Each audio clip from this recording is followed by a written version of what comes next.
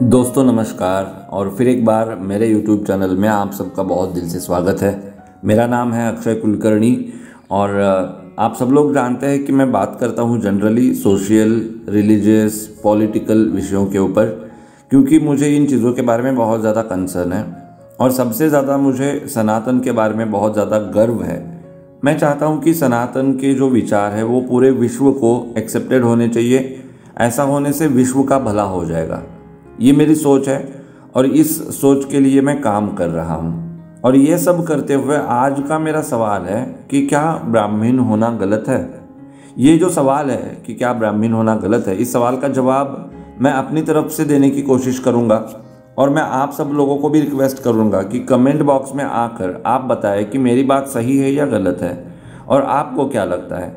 आप कौन से कम्युनिटी से बिलोंग करते हैं ये मैटर नहीं करता। मैं कास्टिज़म नहीं करता, मैं कास्ट नहीं देखता और इसलिए मैं आप सब लोगों से अपील करना चाहता हूँ आज कि आप लोग भी मुझे बताएं कि क्या ब्राह्मण होना गलत है।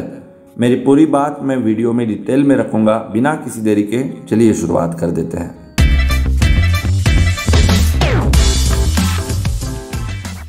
आज इंट्रो में मैंने पूरा बैकग्राउंड बता दिया कि मैं क्या बात करता हूँ, क्यों बात करता हूँ, कैसे बात करता हूँ। ये सब होते हुए भी मुझे सवाल किए जाते हैं, ये सब होते हुए भी मेरे ऊपर भी प्रश्न चिन्ह लगाए जाते हैं, मेरी जाति निकाली जाती है और मुझे एक तरह से टारगेट किया जाता है। कभी कभी डायरेक्टली किया जाता है तो बहुत बार इनडायरेक्टली भी किया जाता है। बहुत सारे ऐसे परिजन हैं जिनको मैं मेरे मित्र कहता हूँ, वो मेरे सामने तो मेरे साथ बहुत अच्छा बात करेंगे, लेकिन उनके दिल में भी ब्राह्मण इस कम्युनिटी के बारे में थोड़ी बहुत तो घृणा बची हुई है आज भी। वो जब प्राइवेट में बात करते हैं ना ब्राह्मण्स के बारे में, तो मजाकिया अंदाज में या फिर ब्राह्मण एक बहुत ही ग्रे शेड वाला एक कम्युनिटी है, इस तरह से बात करते हैं और मैं उस मुद्दे को आज छेड़ना चाहता हूँ। आप सब लोगों को पता होगा कि महाराष्ट्र में मराठा लोगों को आरक्षण मिलना चाहिए, इसके ऊपर बहुत बड़ा आंदोलन चल रहा है और इस सब के बीच में ये ब्राह्मण्स को टारगेट करने लगे लोग। सबसे पहले वो जो मनोज जरांगे पाटिल जी है, उन्होंने कहा था कि बामनी कावा नहीं चलना। अब महाराष्ट्र में मुख्यमंत्री जो है वो तो ब्राह्मण नहीं है और जो डिप्यूटी सीएम है उसमें भी एक ब्राह्मण है, एक दूसरे हैं। तो उन्होंने ऐसा क्यों कहा, उसमें कास्ट को लेकर आने की क्या ज़रूरत थी, ये मेरे को समझ में नहीं आया। लेकिन उसके बाद बहुत सारे स्टेटमेंट्स आने लगे और एक बंदे ने कहा कि मैं 3 मिनट में पूरे ब्राह्मण्स को ख़त्म कर दूंगा।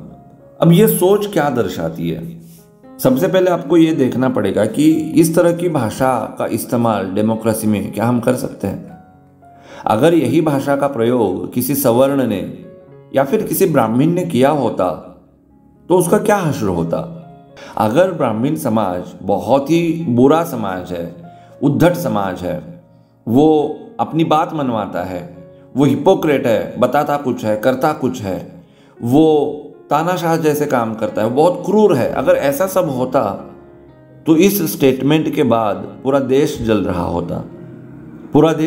होता, क्योंकि पूरे के पूरे ब्राह्मण समाज को 3 मिनट में मारने की बात हुई थी। इतना होने के बाद भी अगर ब्राह्मण समाज रोड पर नहीं आ रहा है, इनफैक्ट ब्राह्मण समाज में 50% लोगों को ये स्टेटमेंट भी पता नहीं होगा कि किसी बंदे ने ऐसे कहा था, तो आप कैसे कह सकते हैं कि ये जो कम्युनिटी है वो बहुत गंदी कम्युनिटी है, ये बुरी कम्युनिटी है। अगर किसी ब्राह्मण ने किसी दूसरे कम्युनिटी के लिए ये कहा होता तो क्या वो लोग चुप बैठते? उस चीज़ की किस तरह से रिएक्शन आती, ये हम लोगों को सोचना पड़ेगा। नंबर 2, ये बात आई कहाँ से, क्यों ख़त्म करना है ब्राह्मण्स को? ब्राह्मण्स ने देश का, हिंदू लोगों का और पूरे दुनिया में जितने भी लोग रहते हैं उनका क्या बुरा किया है? क्यों इन लोगों को मारना है? इन लोगों को मारने के बारे में जो थॉट आता है, जो सोच आती है दिमाग से, वो आती कहाँ से है? उसका उगम स्थान कौन सा है? ऐसा नहीं है ना कि किसी ने भी मतलब ऐसे सो के उठ गया, नींद से जागा और उसने कहा कि मैं ब्राह्मण्स को ख़त्म कर दूंगा। ऐसा तो नहीं है। उनके दिमाग में जहर भरा गया है ब्राह्मण्स के बारे में। मैं आप लोगों को क्लियर कट बताना चाहता हूँ, इस सोच के ऊपर हम लोगों को काम करना पड़ेगा। मैं हमेशा कहता हूँ कि हिंदू मुस्लिम भाई भाई हो सकते हैं, तो सब हिंदू आपस में भाई भाई क्यों नहीं हो सकते? आज ब्राह्मण्स को टारगेट किया जाता है, मराठा लोगों को टारगेट किया जाता है, जैन समुदाय को टारगेट किया जाता है, सिंधी समाज को टारगेट किया जाता है, मारवाड़ी समाज को टारगेट किया जाता है। ऐसा क्यों करते हैं हम लोग? हम सब लोग तो एक ही है ना, तो हम खुद को अलग क्यों मानते हैं? और जिस दिन से हम खुद को अलग मानने लगेंगे, सिर्फ हमारा नहीं, पूरे देश का और विश्व का उसमें नुकसान हो जाएगा। खैर, वो आज मेरा विषय नहीं है, मैं सिर्फ ब्राह्मण्स की बात करने वाला हूँ। मैं पर्सनली ब्राह्मण कम्युनिटी से बिलोंग करता हूँ और मुझे इसका गर्व है कि मेरे में वो ब्राह्मण संस्कार है। वो अगर मेरे में नहीं होते तो शायद मैं आज इतने सभ्यता से आपके साथ बात भी नहीं करता। बात मेरे को आपको ये बतानी है कि हमारे देश में, हमारे समाज में, हमारे समाज जीवन में कभी भी जातिवाद नहीं था। कभी भी मैं उच्च तू नीच इस तरह की कॉन्सेप्ट नहीं थी। 4 वर्ण थे, जातियाँ थी, लेकिन वो जाति एक प्रोफेशन की तरह होती थी। मान लीजिए कोई बंदा जो है वो कपड़े बेचने का बिजनेस करता है, तो कोई बंदा दूध बेचने का बिजनेस करता है। तो कभी भी कपड़े बेचने वाला ये नहीं कहेगा ना कि तेरा बिजनेस देख कैसा है, मेरा बिजनेस देख कैसा है, मेरा बिजनेस तेरे से अच्छा है या फिर तेरा बिजनेस मेरे से अच्छा है। वो उसका प्रोफेशन बन गया कपड़े बेचना, दूध बेचना। वैसे ही ये कम्युनिटीज बन चुकी थी भारत देश में। अदरवाइज सोशल डिस्क्रिमिनेशन नाम की कोई चीज थी ऐसा मेरे को नहीं लगता। अब आप कहेंगे व्हाट रबिश, मैं कुछ भी बोल रहा हूँ, इतने सारे एविडेंसेस है। जो ब्राह्मण्स होते हैं उनको बहुत कॉम्प्लेक्स होता है, सुपीरियरिटी होती है उनमें, वो लोगों को तुच्छता से ट्रीट करते हैं और तुम ऐसा कैसे कह सकते हो, वो तो लोगों को अछूत भी मानते थे। तो इन सारे सवालों के जवाब एक एक करके बहुत कम समय में देने की कोशिश मैं आपको करूंगा। महाराष्ट्र की बात कर रहा हूं मैं, मेरे को ज़्यादा उस भूमि के बारे में नॉलेज है तो वहीं से स्टार्ट करूंगा। महाराष्ट्र में जो संत परंपरा रही है, अब मैं संत परंपरा से भी पीछे जा सकता हूं, जब ऋषि मुनि थे, जब हमारे वाल्मीकि जी थे, लेकिन हमारे यहाँ जो बुजुर्ग लोग हैं उन्होंने कहा है कि कभी भी नदी का मूल और ऋषि का कुल नहीं पूछना चाहिए। इसलिए मैं जो डायरेक्ट ऋषिज थे उनके ऊपर कमेंट नहीं करूँगा, आप रिसर्च कर सकते हैं। और वैसे देखा जाए तो ये जो संत समाज आता है ना, ये भी एक तरह के ऋषि मुनि ही होते हैं। लेकिन आज स्टडी के पर्पज़ के लिए मुझे आपको बताना पड़ रहा है, लेकिन फिर भी मैं किसी भी संत की जात डायरेक्टली नहीं निकालूंगा। स्टडी आप ही को करना है। अगर आप महाराष्ट्र से बिलोंग करते हैं तो आपको ऑलरेडी पता होगा। अगर आप महाराष्ट्र से बिलोंग नहीं करते तो आपको थोड़ी स्टडी करनी पड़ेगी, जो आगे लिस्ट में बता रहा हूं। तो जो महाराष्ट्र में संत परंपरा हुई है, संत रोहिदास कौन थे? संत रोहिदास संत कैसे बने? सावता माड़ी कौन थे? वो संत कैसे बने? गोरा कुंभार संत कैसे बने? कुंभार का मतलब कुमार। संत कैसे बने? नरहरि सोनार। अब नरहरि सोनार संत कैसे बने? जनाबाई, संत चोखा मेला, कितने नाम गिनवाऊं मैं आप लोगों के सामने, कितने नाम। मैं आपको बताना चाहता हूं कि महाराष्ट्र में एक भी ऐसी कम्युनिटी शायद नहीं होगी जिस कम्युनिटी से कोई संत बिलोंग नहीं करता होगा। जनाबाई के बारे में आपको पता है, स्टडी करिए। अब आप कहेंगे कि ये नाम गिनवा के मैं आपको क्या प्रूव करना चाहता हूं?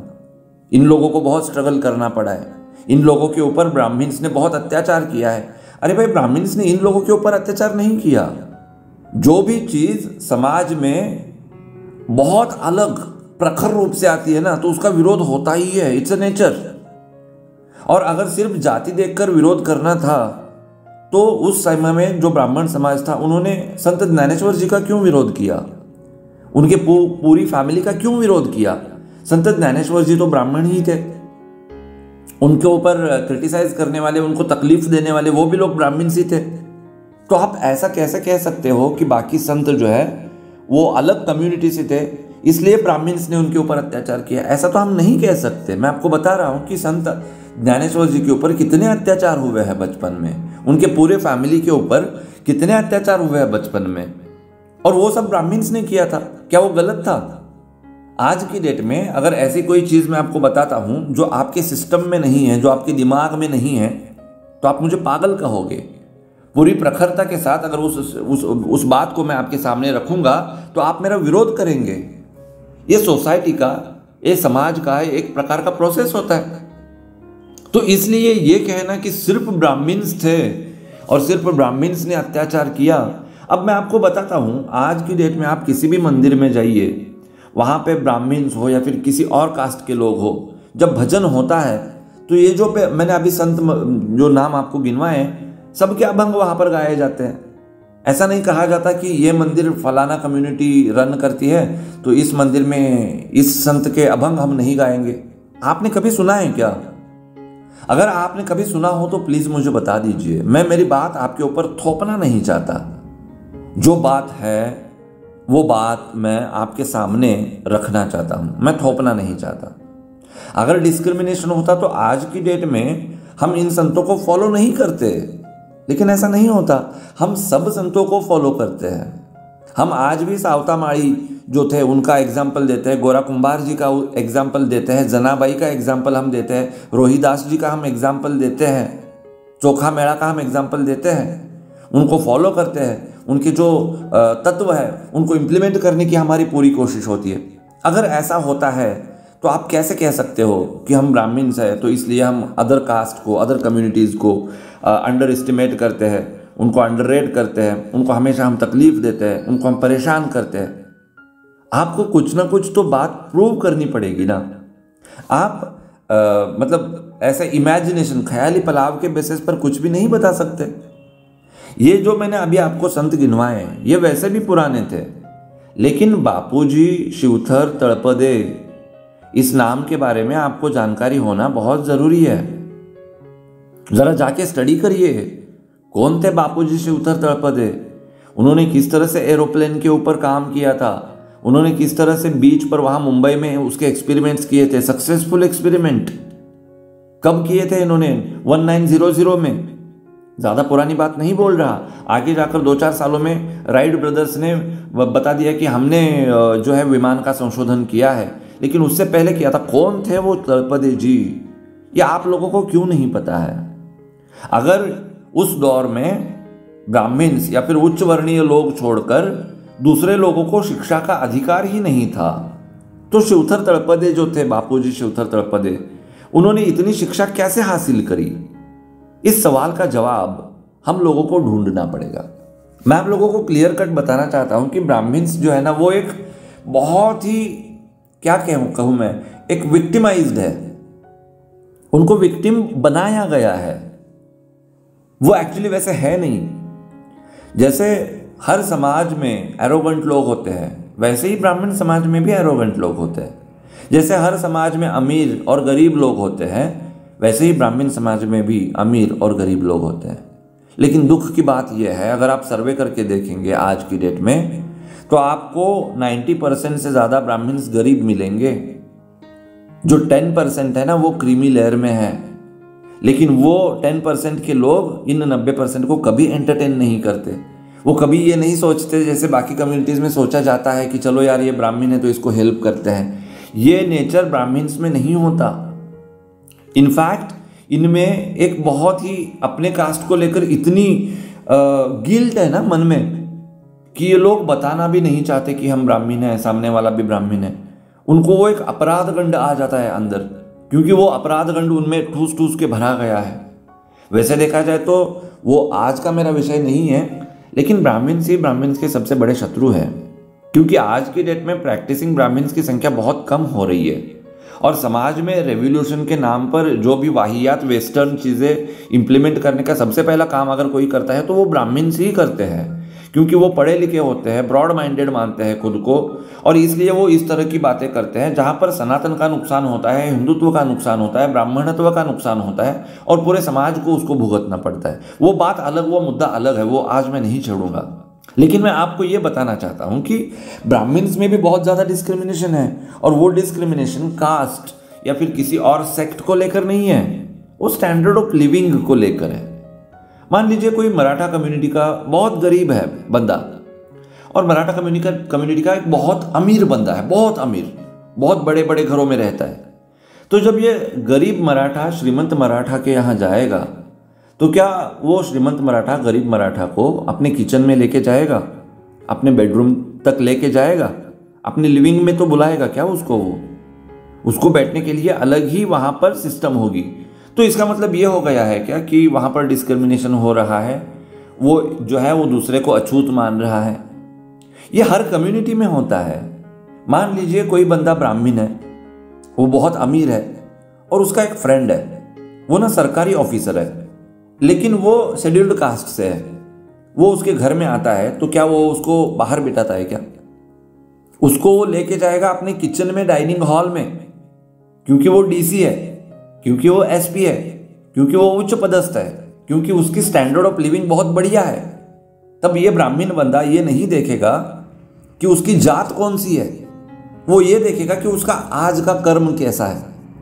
और वही अगर मान लीजिए कोई शेड्यूल्ड कास्ट का ही बंदा है जो बहुत अमीर है और उसके सामने अगर कोई नाली साफ करने वाला आता है जो कि मान लीजिए ब्राह्मण ही है, उस कम्युनिटी से नहीं है, वो ब्राह्मण है, ब्राह्मण से भी नाली साफ कर रहे हैं ना आजकल लोग, रोड साफ कर रहे हैं, टॉयलेट साफ कर रहे हैं, बाल काट रहे हैं। ऐसा कोई काम नहीं है जो आज की डेट में ब्राह्मण्स नहीं करते, आप स्टडी करके देखिए। तो वो ब्राह्मण है लेकिन वो नाली साफ करता है, तो क्या वो वाला जो अमीर बंदा है जो शेड्यूल्ड कास्ट से आता है, क्या वो उसको अंदर लेगा? क्या वो उसको अपने किचन तक लेके जाएगा? जैसे वो घर में चाय पीता है, पानी पीता है, वैसे ही उसको ट्रीट करेगा? It is that simple. इसमें डिस्क्रिमिनेशन की कोई बात नहीं है, इसमें ब्राह्मण्स को इस तरह से गलत ठहराने की कोई बात नहीं है।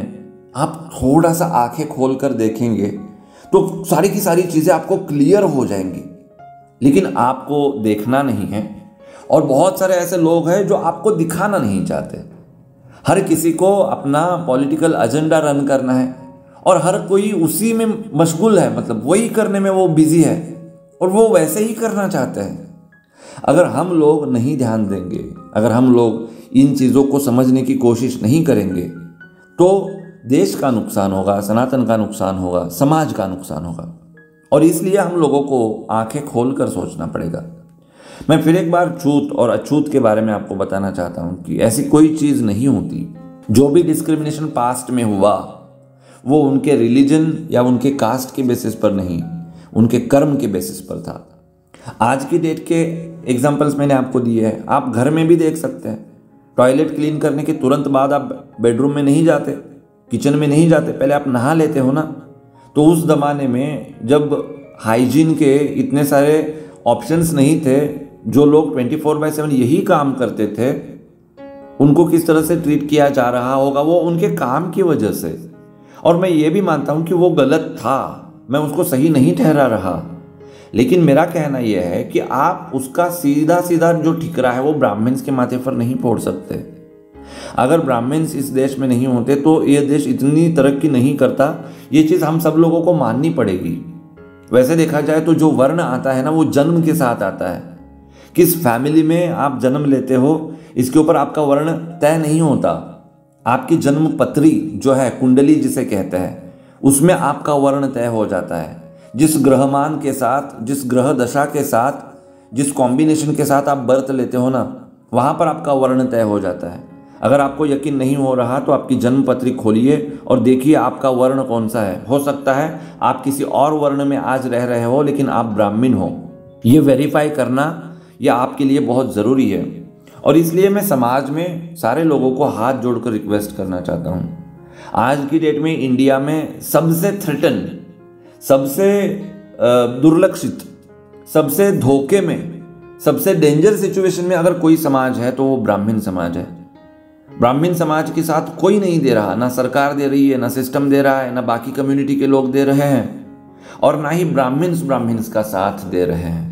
और इसलिए इस आवाज़ को बुलंद करना और ब्राह्मण्स की जो इमेज जिसको मलायन किया गया है उसको साफ करना, ये बहुत ज़रूरी हो जाता है। और इसलिए आज मैं इस टॉपिक पर आपसे बात कर रहा था। वैसे ये विषय मेरे दिल के बहुत करीब है। मैं बिल्कुल आराम से घंटा 2-3 घंटे इस विषय पर बात कर सकता हूँ। एक्चुअली मेरे में ना वो प्रेशर होता है कि कम से कम समय में ज़्यादा से ज़्यादा चीज़ें आपको एक्सप्लेन करूँ, तो बहुत सारी चीज़ें छूट ही जाती है। क्या करें, समय की कमी होती है। अभी 20 मिनट होने को है तो यहाँ पर मुझे रुकना होगा, रुकूंगा मैं यहाँ पर। लेकिन मेरे सवाल का जवाब दीजिए कि क्या ब्राह्मण होना गलत है? क्या ब्राह्मण होना गुनाह है? मैंने मेरी बात आपके सामने रखी है। अब मैं आपकी बात भी जानना चाहता हूँ, तो कमेंट बॉक्स में आकर मुझे बताइए। अगर आप ब्राह्मण हैं तो इस वीडियो को प्लीज़ शेयर करिए, अगर आप ब्राह्मण नहीं हैं तब भी इस वीडियो को शेयर करिए। हम सब लोगों को एक साथ आकर लड़ना पड़ेगा। जो शक्तियां भारत को तोड़ने की कोशिश कर रही है, उन शक्तियों को हम लोगों को परास्त करना पड़ेगा। और इसलिए मैं अपील करता हूं कि आप सब लोग मेरा साथ दें, मेरा सहयोग करें। अभी तक अगर आपने मेरे चैनल को सब्सक्राइब नहीं किया है तो तुरंत मेरे चैनल को सब्सक्राइब करें, और हाँ, और लोगों को भी बताएं, लाइक करें, शेयर करें, कमेंट करें। फिर मुलाकात होगी, तब तक आप सब लोग ख्याल रखिए खुद का, उनका भी ख्याल रखिए जिनसे आप मोहब्बत करते हैं। Love you all. Vande Mataram. Jai Hind and नमस्कार।